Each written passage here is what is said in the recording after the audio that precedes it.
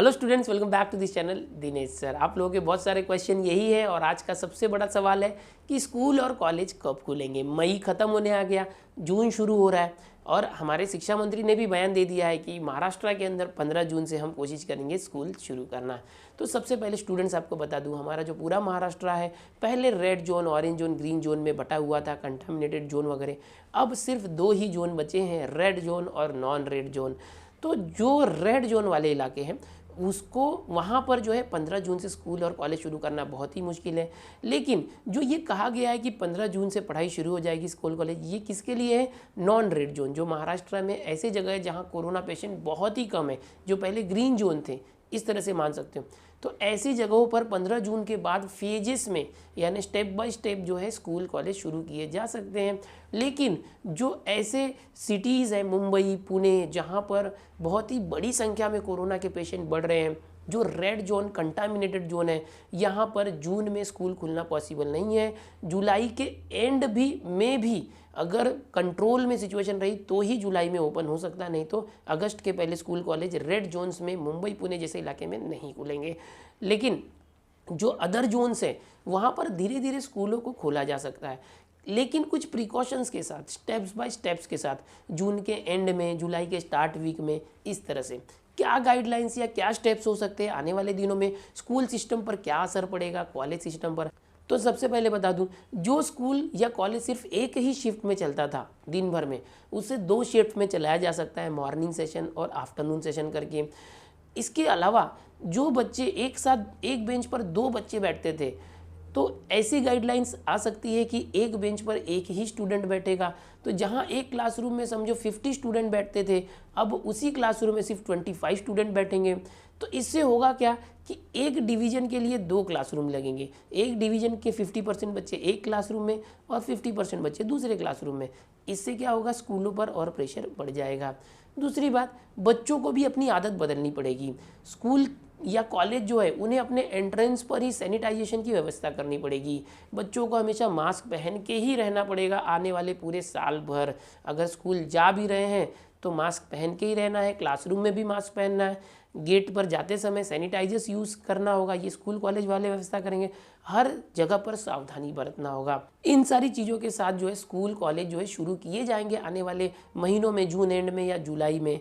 इसके साथ ही बता दूं कि कुछ ऐसी व्यवस्था की जा सकती है कि जो बच्चा है वो एक दिन स्कूल में आएगा और दूसरे दिन घर पर ही रहेगा, तीसरे दिन स्कूल में आएगा, चौथे दिन घर पर रहेगा।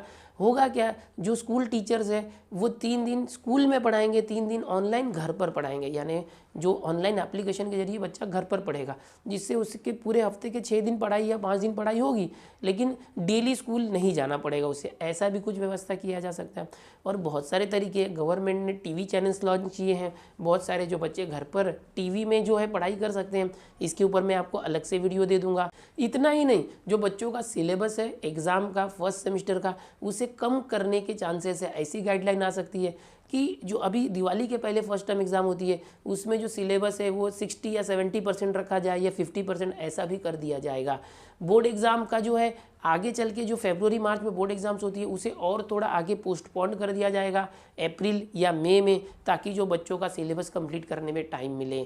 बोर्ड के एग्ज़ाम को ज़्यादा रिड्यूस नहीं कर सकते, लेकिन जो 8th standard, 9th standard, school के पूरे लेवल है, 11th स्टैंडर्ड है, उनके जो पोर्शन को रिड्यूस किया जा सकता है। लेकिन 10th और 12th का पोर्शन सिलेबस रिड्यूस करना थोड़ा डिफिकल्ट होगा, बट उसकी एग्ज़ाम को थोड़ा आगे ढकेला जा सकता है। महाराष्ट्र के जो इंटरनेशनल स्कूल्स है या प्राइवेट स्कूल्स है वो अपनी पढ़ाई टाइम टू टाइम चालू ही कर देंगे, बिकॉज उनकी फ़ीस बहुत ज़्यादा होती है। अगर उन्होंने अपने स्कूलों में बच्चों की पढ़ाई शुरू नहीं की तो वो फ़ीस वसूल नहीं कर पाएंगे। इसीलिए वो क्या करेंगे, प्राइवेट स्कूल वाले जो ज़्यादा फीस लेते हैं वो ऑनलाइन तरीके से ही टीचर्स के जरिए बच्चों को घर पर जो है जूम एप्लीकेशन या गूगल एप्लीकेशन, जितने भी एप्लीकेशन है उसमें से किसी ऐप का यूज़ करवा के वो घर पे ही ऑनलाइन तरीके से पढ़ाई करवाएंगे, ताकि उनकी फ़ीस निकल सके।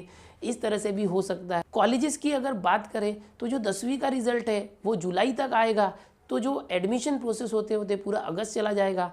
तो 11वीं के लिए जो कॉलेज में बच्चे जाएंगे वो सितंबर के पहले उनका सेशन स्टार्ट नहीं होगा, और जो बच्चे अभी 11वीं से 12वीं में चले गए हैं उनका सेशन जो है अगस्त से ही स्टार्ट होने के चांसेस है। डिग्री कॉलेज की बात करें तो डिग्री कॉलेज के फर्स्ट सेकेंड ईयर जो फाइनल ईयर के स्टूडेंट नहीं है उनको प्रमोट कर दिया गया है। जो फाइनल ईयर के स्टूडेंट्स हैं उनके ऊपर डिसीजन अभी लटका हुआ है। जुलाई में एग्ज़ाम लेंगे ऐसा कहा गया था, लेकिन फिर भी ऐसी कवायदें चल रही हैं कि उनकी एग्ज़ाम कैंसिल कर दी जाए। तो और गाइडलाइंस यूजीसी की जो आई थी उसके अकॉर्डिंग जो है अगस्त और सितंबर में ही जो डिग्री कॉलेज भी शुरू होंगे। बहुत सारे बच्चे ऐसे प्लान कर रहे हैं कि ये जो वैकेशन पीरियड है लॉकडाउन में ही चला गया, वो गांव जाना चाहते थे, लेकिन उन्हें ऐसा लग रहा है अब तो जून आ गया, अब जून में स्कूल या कॉलेज शुरू हो सकते हैं, तो अब वो कन्फ्यूजन में है कि अगर मुझे गाँव जाना है तो मैं गाँव जाऊँ या नहीं।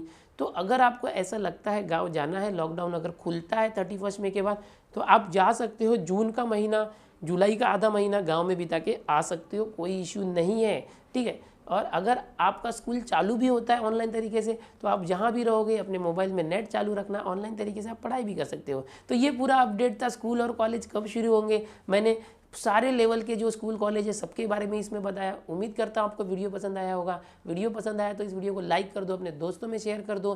चैनल पर पहली बार आए हो तो चैनल को सब्सक्राइब जरूर।